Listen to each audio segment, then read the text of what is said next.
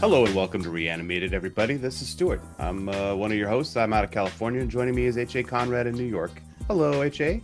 Hello, hello, and good day. Good day to you. It's a slight news day at the doldrums of summer. Mm. This is how we do. I think we are. Yeah, today we're finishing up Revival. Is that what it's called? Yes, yes, and I know you're really excited to I do that, am. I'm and excited to I put am this now show. excited to do that sneak preview. But go ahead. We're polishing off Revival season one. It has not been renewed for a second season, although they do end with a bit of a cliffhanger, if you can call it that. And so we'll finish off this show, and then we'll look ahead into all the other. There's a ton of content that we need to cover still from this past year, and I'm looking forward to that. And we have a tiny, teeny bit of news, but it is kind of fairly significant, although it might also just be a lot of lip service. I Uh, think it's a tease, but we'll see. there's a new studio head over at Paramount, and I guess it's Paramount slash Skydance. Maybe there's been a merger. I don't really follow the business of film that closely, but this guy Ellison, he and his sister are like sibling billionaires. I'm not sure, but they're also behind Annapurna, which is a game studio, and I think a film studio. And so there was a press conference last week in LA where this guy Ellison talked about all the things he wants to do with Paramount, and which is like bring it back from its supposed lackluster present. It hasn't been doing great, and so he's like, and this is how we're going to do it. And he one of the IPs that he mentioned was World War Z. Yeah, and this is pretty exciting. And this is why I'm slightly skeptical because I think he was just like, yeah, this will get some clicks. And it did, obviously, from us, at least 2 clicks. And several articles were generated out of this. Yeah, there were many articles that were flying around about this. It just shows you, how much people are gonna like hang on to by their fingernails, just a mere hint of something good like this. I also feel like this may, I don't know, like there was a whole thing about, um, you know, World War Z was like Brad Pitt's like top grossing film or something like that. So maybe it like came on the tail end of that or was like, aha, maybe this is a good idea. I don't really, care what the reason was, but if this is in any case, in any possibility, like a real if there's any possibility that this might be real, I'm excited for it. So Yeah, I we'll have to see think what happens. it'll be interesting to. I mean, maybe if they separate it from Brad Pitt, I that think could be an we have interesting. to. Yeah, like that feels like that ship has sailed. Um, and yeah, scratch everything that happened up until now. Like anything that was associated with that sequel, which seemed cursed. Um, start over, and you've got a $540 million first effort, but then now that was 12 years ago. So is that as compelling to audiences? I mean, the other possibility is that they could completely reboot and basically be a little bit more true to the Right. book, which ended up being like a lot of vignettes, and we've seen that success.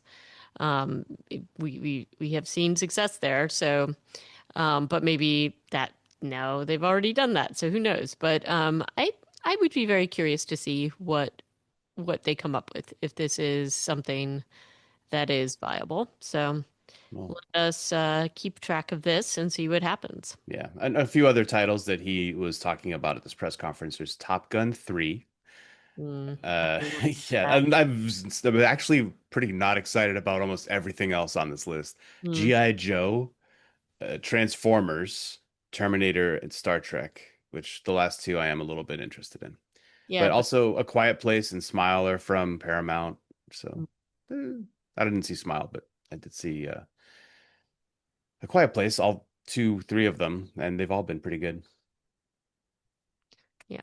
Anyway, that we'll watch this space. Obviously, we've been eagerly following World War Z sequels before, and so we don't want to get burned again. I do have one little like I don't know if you watched the Wednesday Adams, the Wednesday season 1. Did I you? haven't seen any of the Wednesday because it Well, seems like the kind of thing my kids would enjoy, but then it's rated, I don't know what it's rated, like 14 or something. well, apparently there is a zombie theme in season 2, and Oh, the season 2 is split into two different halves, I think. So, they released the first half. So I am not fully informed about what is going to be, if this is just like one episode. It seems like it may be part of an ongoing theme. So I will check it out and circle back. Yeah. It might be good. We'll I see. actually did like season one. If I've you seen know, some sort of like lackluster headlines about the second season, but yep. So we'll have to check it out. I think it's at least a pretty significant theme character that's supposed to be sort of intertwined throughout yeah. the seasons of But this. this is like an Addams Family style zombie, right? So it'll be more comedic. Maybe, but the first season was a little dark, even though it's black humor, but it's pretty dark humor, some of it. Okay. Um, so anyway, we will, maybe cover that. So let's see. Um, So does that bring us to Rend the Veil, episode 10 of that Revival? does. So Revival. I don't know that we would be necessarily covering that No. on the No, show. this So, sometimes you don't know if a show is a zombie show until 3 or 4 episodes in, and that was the case with this one. well, it was a little bit of a red herring. There was definitely some zombie-like things and themes, Yeah. but it definitely turned into something a little different. And I do think, to me, maybe because they don't know whether it would be renewed, they tried to kind of throw everything into this last episode. And I do think that it suffered a bit from a lot of different storylines and trying to wrap those up. And it was, to me, a bit clunky. And Phil, I don't know about how you felt, Stuart, but to me, it felt a bit forced and unnatural. Like it did not feel like this was an elegant way to end the season.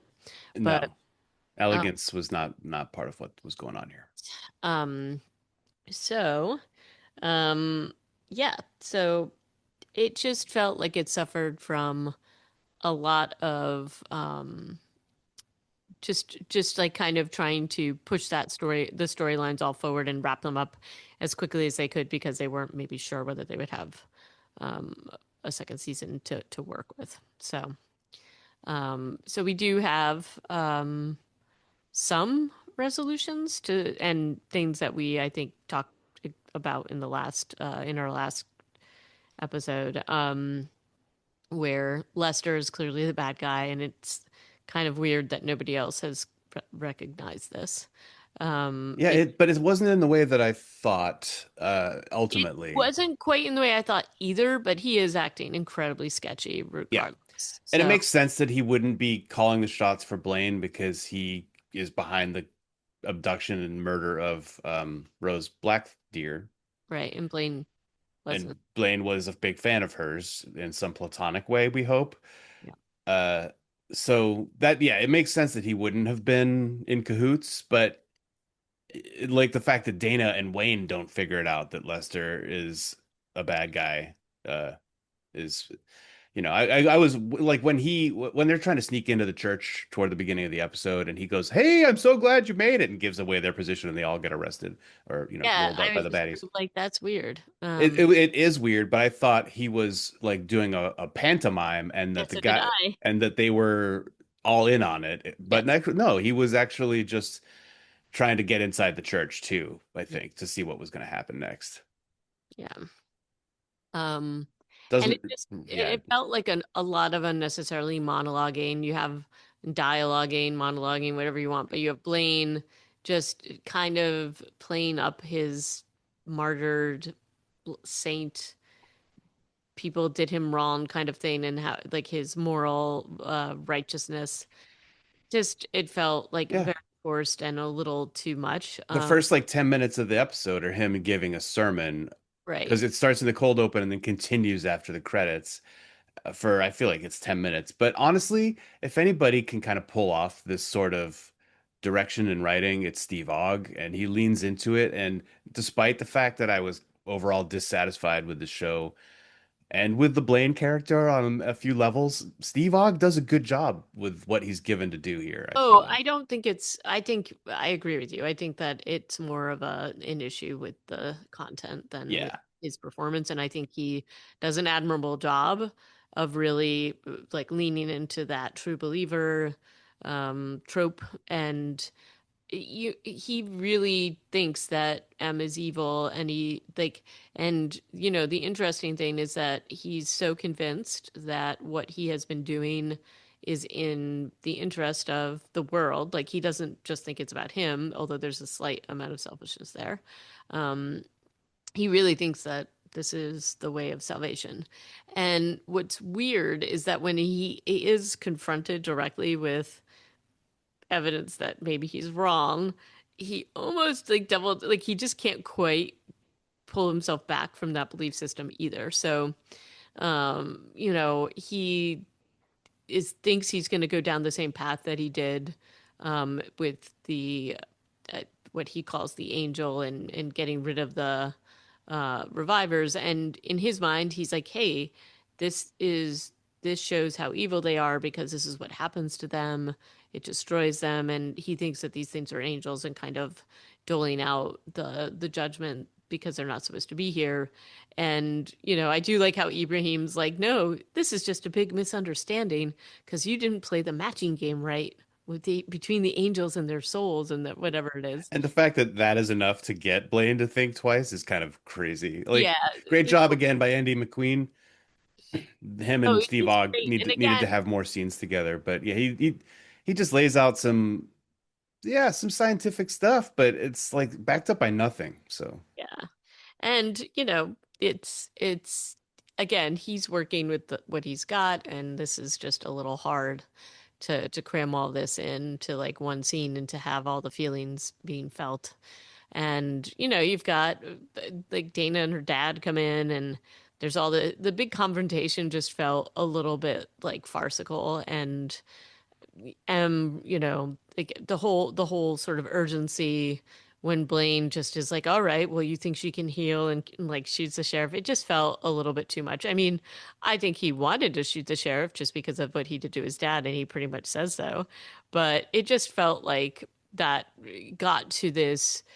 It did not feel like a real culmination. It just felt a little artificial to me. And I think when you're doing a scene like this, it's very hard for actors to kind of keep that momentum going if the material is a little bit lacking, and I kind of think it was. yeah, And I did love the idea that M could break free of these chains. I think that was kind of fun. And one of the things that, oh, I guess I didn't give her enough of whatever that drug was that weakened them. And I also did like the idea that, like Dana's like, okay, she healed me. She's like a saint or whatever. And then, they get into this crisis mode where Blaine shoots the sheriff to basically have M proven wrong. So he thinks, I think. But, it's not like M actually knew what she did in the first instance with Dana. And I did like the fact that it wasn't sort of this instantaneous thing that happens. I liked that they played that up, that she has no idea, and she's kind of looking at Dana like, I really don't know what I did before. And you know like, so that was kind of interesting to me. But overall, I just felt like this whole thing didn't it just didn't totally make sense to me in how things were playing out. And ultimately, she does heal her yeah. dad. She just had to get really, really sad first. I Yeah. think that was the Gonna bleed catalyst. out of her eyes, I guess, and Yep. cry out of her eyes. And I do like, and again, she's drained again, so there's a cost to whatever she's doing. And She got to get that good creek water. right. And this all, but it just felt a little too convenient. Oh, She healed there's yeah, him. tons of convenient little Yeah. connections here. And then Lester's like, "Oh, I'll take her to the creek." Yep. And Dana's like, "Oh, sure. I got to go get Cooper anyway from his babe." What?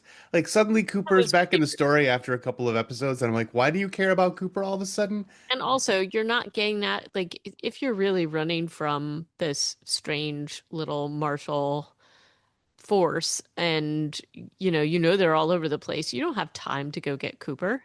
Like he's You get fine. He's with the secretary from the police station. Yeah, But but like, you get yeah, your sister out and then you figure it out. Your dad's still there. Like, I don't know. It felt a little dumb to me, and I also just don't think she's leaving M in that state with anybody. But that's what happens. And Lester's, see, even up until the point where he's being crazy, kind of still seems like a good guy. So he's playing that yeah. card pretty well. I mean, as soon as he gets into the mill and there's like all that weird stuff around Yeah, the and it's room, like, you're like, oh no, this is not okay. You've got candles in here? No, you're mm, clearly evil. And you know, Dana has to go to Jeannie or whatever her name is house to see her sex tape, which is just absurd. absolutely. And Wayne has to stay back and intercede with General Kale, who I think actually after all this time she's wearing an Air Force dress blues uniform. Hmm. Still, it's just so weird. They never, I guess they were consistent. They were like, she is going to stay in a formal setting the entire time, even when she's storming a church. And he just gets arrested, and then um, General Kale has like a conversation with the governor where she's clearly on a back foot. And then her troops find a dying quadruped in the woods that are like, it must be Wanda Peterson's, the woman who was killed by the other one, the Mm. reviver.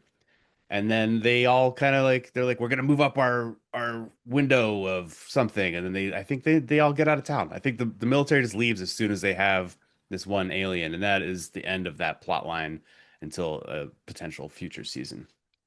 Yeah, and I like, and that's the thing. That's what I mean by they're trying to just wrap these like storylines up like so Yeah, rapidly. blink and you'll miss it, sort of. Yeah, and so like suddenly General Kale is out of the picture because okay, now that's not a threat.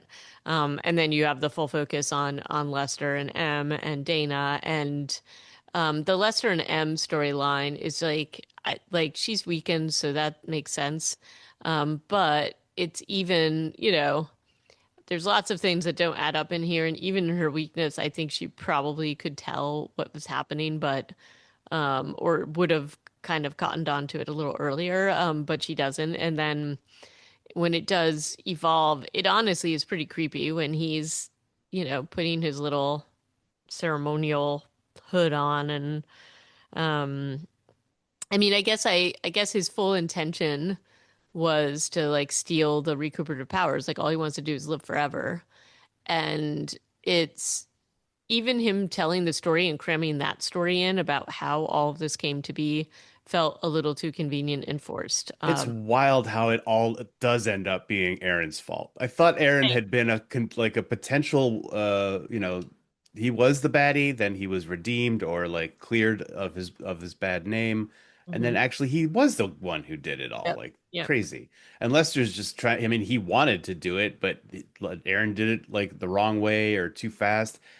Oh, it's yeah. Honestly, that part alone is pretty crazy and confusing. Yeah, and it's also, you have these people out there in the town killing young women. And there's just this complete glossing over of like, yeah, but it was worth it to go and do this. And there is a little bit coming like from Lester where it's like, oh, but you're serving this higher purpose, so it's totally fine. And it's really it's a little disturbing. But there's like a lot of mysteries that are not necessarily fully explained. And I mean, M is definitely special, but there was certainly a lot that was left out there on the table, which is like, it didn't work with Rose, but really, why didn't it? And then why was it working with M? And then Aaron was trying to like steal her healing powers for his wife, supposedly, but it didn't, even him doing that felt a little like weird. And, um, I like the whole thing feels quite convoluted to me, Oh, sure. and And because Nithya is still in the story even by the end of the episode. So this was in theory all being done by Aaron f to save his wife Nithya. He was going to try and take the light that comes out of M as she's being drowned in Brook Creek. I think right. that's the plot. But how Uh, do you take the light? This is my yeah, like point. yeah, he's reaching out Nobody's a talking hand about that. like he's gonna scoop it up or something. I'm like, nah, I don't like what you're gonna then run it home in your car. What? How? How does this work? Right. Yeah. So, and they talk about all this research that they've done, Lester does. And I'm like, what exactly were you, who else were you drowning in the creek? Were you like squirrels? What was the research? Aaron apparently had a whole like book and lecture series on the properties of the water in the creek. So Mm. it was published and peer reviewed potentially. This shouldn't be a secret, you know? Yeah, Uh, but yeah, like, and it all seems to be very convenient and come together. Oh, he has this whole thing about water, and like Dana happens to see this video, and then also happens to see this like sexy time video with Lester and with a With Jeannie, I think. I think yeah, her name's but with Jeannie. like this tattoo that she never knew about. Like it all feels a little bit forced. So But that's how she gets to the mill just in time to mm, like yeah, tackle or shoot Lester, who is trying once again to drown M. Really convenient for Lester that as soon as he calls it her soul, that quadrupedal, whatever the hell these things are, it walks past her and jumps into a well. This is behavior we haven't seen from these kinds of things before. Usually, when they find their person, they reach out a hand and do a high five, and then they both disappear into sparks. right, But hers is purple and it just jumps into a well and disappears. And then her mom shows up and is like, "Come, well, everything's gonna be fine." It feels again very convenient because it means that M is not aware that she's actually being drowned by Lester in the well at the same right, time. So it's right, like a lot of the right there. I'm like, well, that why would that happen? That doesn't make a lot of sense to me. Why right, would her mother's spirit be there if she's a spirit and not just like a hallucination? right. Uh, And why would she allow, like, if this is whatever it is, why would it allow her to be her? Murdered again, yeah. So that was kind of It feels really in service to Lester, and that doesn't make sense if it's part no, of her subconscious. right. Anyway, so he doesn't get to kill her again, or maybe he does. He gets some purple eyes and a glowing tattoo for a hot second, but then M rips out his heart through his back, and that's pretty great. Yeah, that was actually a nice moment. But then she gets purple eyes and a glowy mouth, and Mm, then we think she has died in this scene. Like she basically glows until she disappears, and I think Dana passes out. Maybe it's the other way around. Dana passes out, and then when she comes to, she's alone. right. And I mean, from what we know about what's happened before with what we saw with Jordan, is that they basically bond with these things, whatever they might be, Yeah. angels, whatever, and then disappear. So it seems like it might be a foregone conclusion. But wait, the mystery is not solved yet. The episode certainly isn't over yet. No. So we've got, some things that are resolved, some that are not. The sheriff's been kind of voted out. Um, Voted out, or was he just retiring? I don't know. It seems like a little bit of both. Like there was some ill will because now things have definitely changed. We see like a little newscast with the mayor talking about how he hit his wife as a reviver. Like that's all out in the open and how they're going to have rights now. But Because we don't thanks know, to obviously. the governor has just like helped him with Yep. a revivers' rights bill. Right. There are still revivers who live amongst them, despite the fact that several of them now we've seen on this show have like a reunion with the alien and then disappear. Mm. I guess that doesn't happen for everybody. Another unanswered question. Yeah, Wayne is like giving the his office to John Paul, JP, one of the 100 cops of Wausau, and Hmm?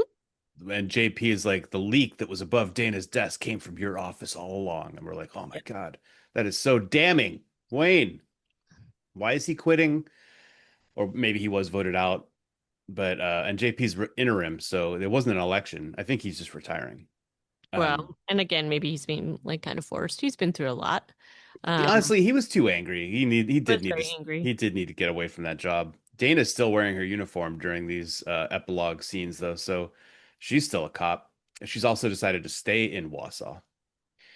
Right. And, she's also still on the trail because something's still bothering her about her sister's disappearance. And so she's continued to run down those leads. And this leads us to some, there's again, she has like a really fun scene with Ibrahim.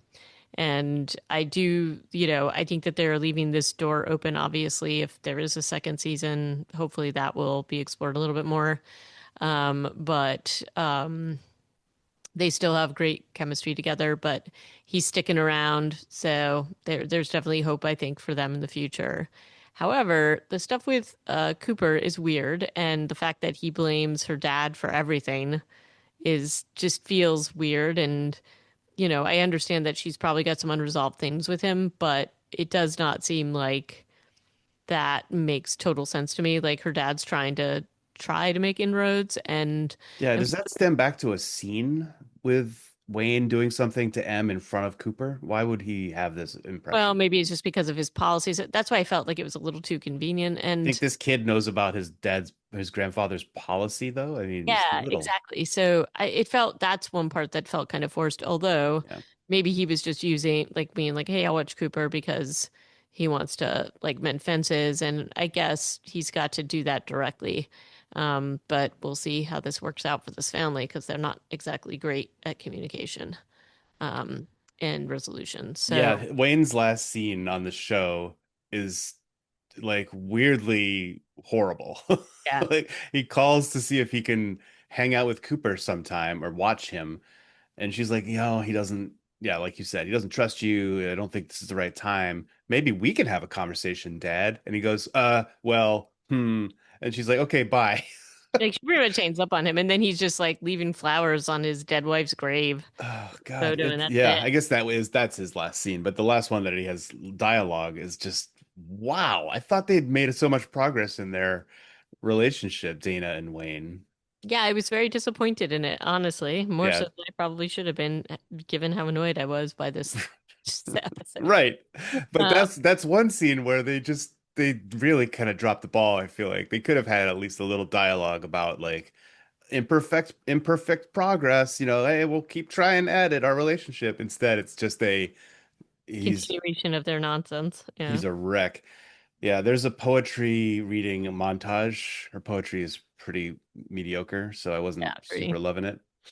But we get to see everybody like Rhodey, he's writing lyrics, I want to say. Uh, I forget who else was in the montage. There were a few other people in the montage. Wayne. And then Dana's sitting with her roommate and talking about, I wish you hadn't told her to go to that bridge that one night. And Leslie, I want to say, is that the roommate's name? Something like that. It's like, oh, it wasn't me. Yeah. She, what's funny here is she's like, we were just roommates. We weren't friends. We became better friends. I'm like, that's the day she died. You weren't Right. You didn't friends with her like, until after she died. right. Yeah. That was I don't know if they did the math on that little revelation because that means that they were friends for 3 days because Yeah. There's the really not a shutdown lot. happened There's not a and lot of friendship going on here. yeah, and she moved home. Yeah, either way. So honestly, it makes it kind of crazy how much she helped out M during the 1 or 2 episodes that she was featured in the season. Because if they weren't friends and just roommates, I don't know that she would have gone to all that trouble. Right. But she apparently was hanging out on an OI forum, that which is the name of her. I think it's osteogenesis imperfecta is her bone condition, and that's where she had a interaction with somebody. It's laughable. Dana finds M's computer from 1998. It looks like it's a Yeah. huge It's like laptop, really huge. and she opens it up, immediately finds the conversation where somebody is telling M to go to the bridge. And then she sets May Tao on the case. Yep. And it turns out, And once again, Maytao is a much better investigator than anybody. yeah. How did Comes she figure with, this out? Like IP address, locations, she's got it all. she knows it. And it's Nithya is behind something. What? We don't know. And I don't know if we ever will. Yeah.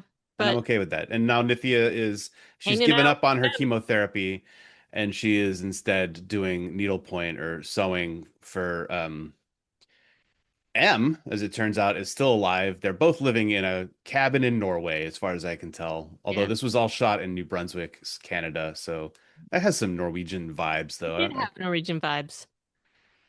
But yeah, it's super weird. Yeah. So I guess we will, well, I will probably still watch, but we may not review. Um, but I think, that rounds out the season in a way that I wasn't fully expecting. Um, and I guess it leaves the door open for another season, but just given how, like, I just felt like the ending and the storylines were wrapped up in a very ham-handed and convenient way. or inconvenient in terms of storytelling to me. But and we never knew like other than Lester's idea of like this everlasting life, it just does seem like a pretty lame reason to kill people. And M does kind of say that to him. M is just like, yeah, you really like you murdered like two people because you want to live. Like that seems really ridiculous. Yeah. So I was glad she called him out on that. yeah, that was actually a pretty good line, which was Didn't like, stop him at all, though. He was nope, just as murdery as he was before. yep. Well, once a murdery, also, I just think he was never not redeemable.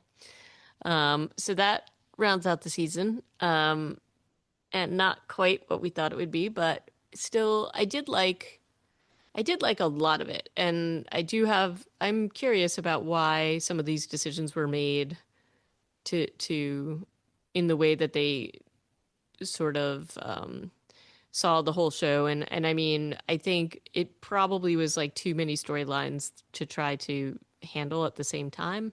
Yeah. But I will give them a chance in the second season, for myself. But I just don't think this was as successful. And I think one of the things that they did say, I saw this interview with them when they were talking about the last episode, was that they had deliberately sort of gone away from some of the way the graphic novel was resolved and leaving certain themes for a second season. So maybe that's part of why it felt this way. But I do think that there's a lot of mysteries still kind of hanging out. So, well, I will see, and I'll fill you in, Stuart, even though you won't want to hear it. Thanks for thinking of me. I appreciate that. Um, yeah, but we'll see. We'll see where this goes. If the second season they double down and be like, now the revivers are reviving again, and they're more like zombies than they were before. I'd be like, okay, yeah, now you've got me again. But Well, when it was, I thought that there might be what I thought, just with the kind of weird angel alien creatures, is that there was something else sort of that they're not and I don't think they are what they think they are, but that there would be some kind of de-evolution of the like that the reviver something else was going to happen to them, and I thought that that was kind of where they were going with it, is that there was an evolution of what is happening to them, and maybe there is, and maybe we'll find out in the next one, could but be, yeah, it's only been like 30 days. right. So anyway, but maybe that is left for the next round. So let us know what you think, listeners. If you watch this along with us, let us know if you were as annoyed with the last episode as we were, or you loved it, and I'm open to that too. And I do enjoy a good criminal procedural drama, and that's I was kind of hoping to have some of my two favorite things linked together, and it was in some cases okay, in some cases not, but I would love to hear what people think about it. And then what are we talking about next, Stuart? Yeah, that's a great question. There's a few movies we could watch before the zombie season is upon us, in September, October. I was hoping that you might agree to watch Operation Undead, film from Thailand. I believe it actually came out last year, but we could watch it this year. All right, sure. Awesome. So let's talk about, I think it's set in World War II time frame, Operation Undead, and looking forward to talking about that with you next time on Reanimated. Indeed. And if you'd like to drop us a line, feel free to do that at reanimatedpodcast@gmail.com. And you can hear the rest of our episodes online at reanimated.podbean.com. Indeed. And thanks so much for listening, all. Ciao. Toodaloo.